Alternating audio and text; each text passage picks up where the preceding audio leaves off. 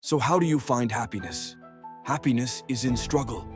The struggle and the size of the struggle you're facing, along with how important it is, and how important you feel it is deep in your heart, is directly correlated to how successful and how happy you're going to feel all of the time. Struggle is extremely important for a man.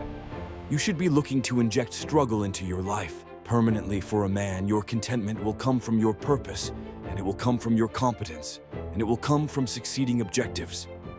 It'll come from completing difficult things that other people cannot complete. It will never come from the easily accessible hedonism, which you have confused for fun. If everybody can do it, you shouldn't want to do it. If everybody can go to that concert, you shouldn't want to go. If everybody can go to that club, you shouldn't want to go. You should only want to do things others can't do. The only fun I have is doing things I know you're not allowed to do. So you need to sit there and go, all right, I'm being asked to do something fun. Who else can do this? And if the answer is everybody, stop. I clear my emails. I've trained hard that day. I've made a couple $1 million. I've checked on all the people. I love all the people I care about. I've donated some money to charity. My children are fed. Their mothers are taken care of. Everything is in order. Everything is in its proper place. That is fun. If you say to me, Andrew, skip a portion of that organization and professionalism so that we can go and do something that everyone else can do, my answer will be no. That does not sound fun to me. And the fact that you think that's fun shows that you have a severe mental deficiency. Stay away from it. You're only going to find actual fun through purpose. And you're only going to find purpose through exceptionalism. So, you need to become the best possible version of yourself in all realms. That's extremely important.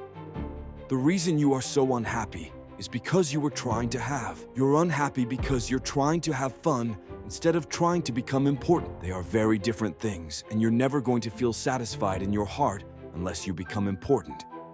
Please imagine, and I don't state this with arrogance, please imagine for a second. You're the most Googled man on the planet, and you're a kickboxing world champion, and you have hundreds of millions of dollars. You're built like a tank. Imagine how you feel when you look in the mirror. Nothing can match that, and nothing can beat that. Manifestation is real, but not because your mind manages to magically attract the things you want.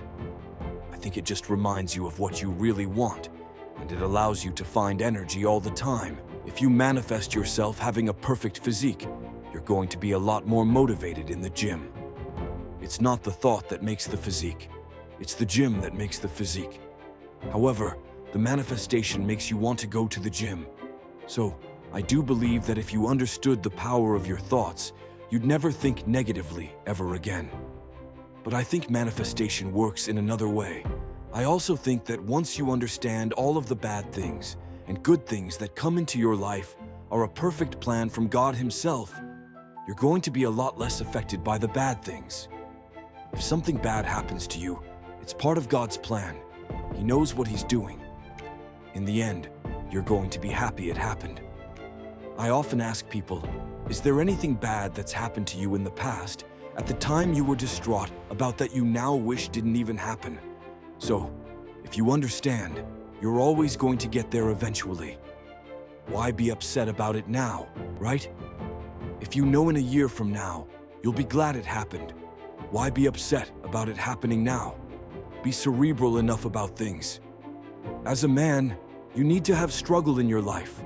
And I want you guys to actually sit and think, what struggle are you going through daily? What struggle are you undertaking? What struggle are you trying to overcome? Because you should make a list of them. I can know for myself every single day, I wake up and I train physically. Every single day, I have to go through X amount of physical pain when my day begins. That is a struggle that must be completed. Then I must try and keep my massive empire online, see my children, take care of everybody. There's struggle involved. My life is difficult. Difficult lives are fulfilling because we used to have to hunt and fish and go out there and go through difficulty to survive.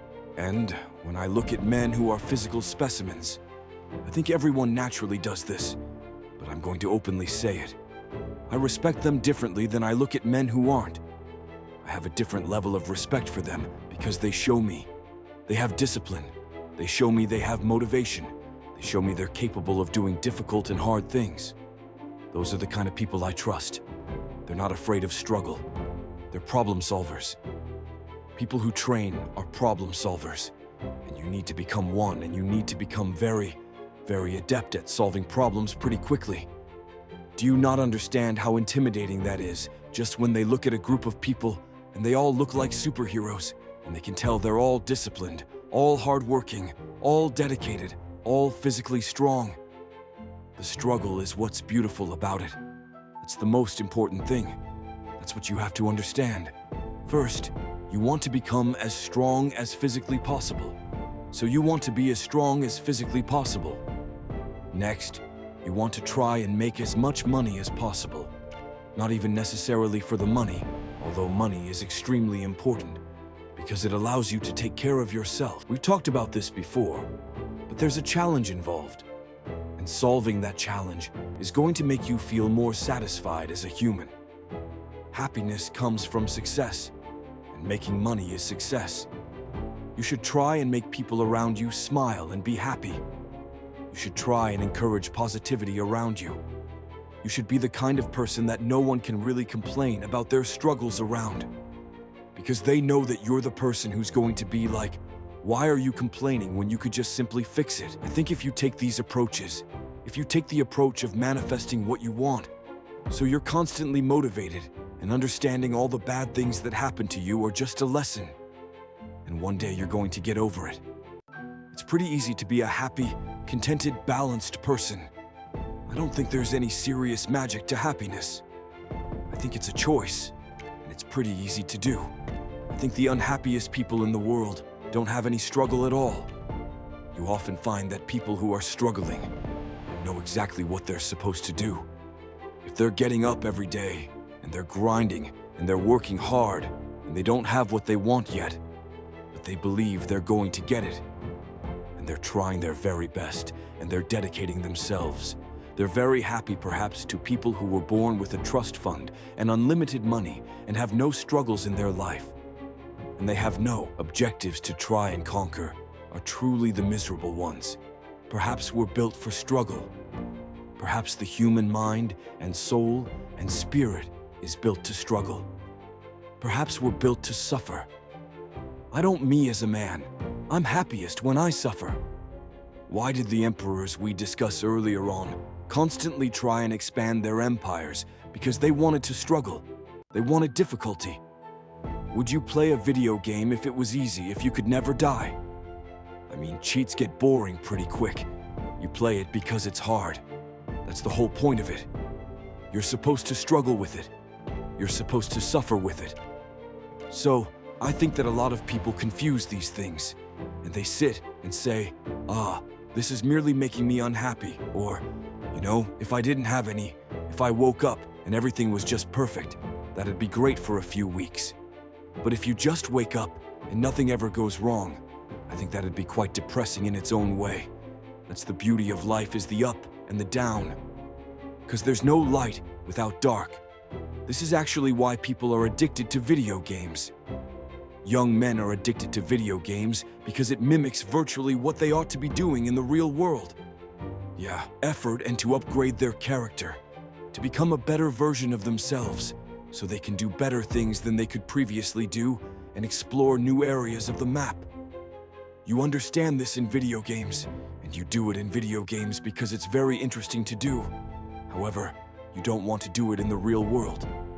But in the real world, it's so much more rewarding. And I actually am going to argue that we're living in one of the PE final periods where that's true. I'd say in a few generations, who you are and who your physical body is may not matter nearly as much. No, but it does matter today, a lot, exactly. So that's why you should enjoy it while you can. I believe if you lift, stretch, move, improve your body, try and train MMA, learn how to fight, get stronger, get bigger muscles, it's a fast track to self-discipline, which will carry over into all other endeavors. And I would argue that it is nearly impossible. In fact, How many people can say the gym saved their life? How many people do you know were depressed, started training, got in fantastic shape, and weren't depressed anymore? It is very easy to low-hanging fruit is your body and upgrading your body. That is the easiest struggle, which is never going to backfire on you and never going to be a negative towards any other facet of your life. If I say something, I stick to it. I believe that your word is your bond, and you should stick to everything you say. So, for me, the simplest life hack is to make sure I never see myself as a liar. If I say something, I'm going to do it. So, if I say, I'm going to run a marathon, I now have the energy to run the marathon because I don't want to bring my word to myself. The hack to that is, I don't need the energy to run the marathon. I need the energy to say I'll run a marathon, which is a lot less. But once I've said it, I have to do it. So, if I look at something and I don't want to do it, and I think that looks too hard to do, I'll tell Tristan, or I'll tell someone close to me I'm going to do it. So now I have to do it. Just be brutally honest with yourself all the time. Otherwise, you're not going to be able to make the correct move on the chessboard. If you think you're better than you are, or worse than you are, you're going to make mistakes. You need to know exactly where you are. You and your friends need to have friendly competition at all times. Now you need to meet your friends, and you need to have banter and competition around things that matter. Who's got the most money? Who's worked hardest? Who's discovered XYZ, crypto, stock, new way of generating income? Who's trained that day? Who has the most children? Put some actual competitions together that matter and start competing and being around people, because you are the sum of the 5 people you spend the most time with. Everybody knows this. So why do you get some genuine metrics that will improve your life? You won't have time to stand around cooking meals if you're friends with somebody who works out for 3 hours a day, for example. Because you're going to need to find 3 hours a day to train to beat him, which means you're going to have to just eat that rotisserie chicken as you do. Squats like a man should live with men you're in competition with. This is ultra important because you can measure yourself against your circle, get your act together, get some genuine metrics, things that matter. And once they're all put together, you're going to live in a naturally competitive environment, which is going to increase your testosterone levels, can prevent you from doing a lot of dumb shit. And the competition one's great, you know, because you can apply it to everything. I think that getting rich when you're young as a man is probably one of the worst things that can happen. You don't want to get rich to your late 20s. You want to spend all your 20s broke. Broke and grinding. Broke, grinding, training. If I had money at 18, 19, I would have skipped so many experiences and so many hard lessons. I'd be a fraction of the man I am today. So I don't like the idea of kids just gambling and getting lucky. Now that's the worst thing that can happen to a young man. He's skipping all the struggle, all the pain and suffering he's going to attempt to skip with money. He's going to end up suffering more in the end, but he's going to just lose, lose, lose. I often see that when I speak to people who are too comfortable, they end up being unhappy. Yeah, you can't entertain yourself to happiness. You must earn happiness. You must climb a mountain. You must struggle yourself to happiness. That's extremely important. There must be physical, mental, social, creative, some kind of spiritual struggle. And those things being satisfied is what's going to satisfy you. It's like Bitcoin. Bitcoin's a mathematical equation. You solve the equation, you get a Bitcoin. Life is very much the same.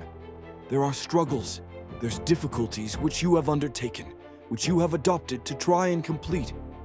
And when you finish those things, then you get satisfaction as a reward. That's the Bitcoin. The only other alternative to that to feel good is hedonism. And that's not going to satisfy you for very long. It's also going to destroy your life. So it's extremely important. Masculine competition is fun.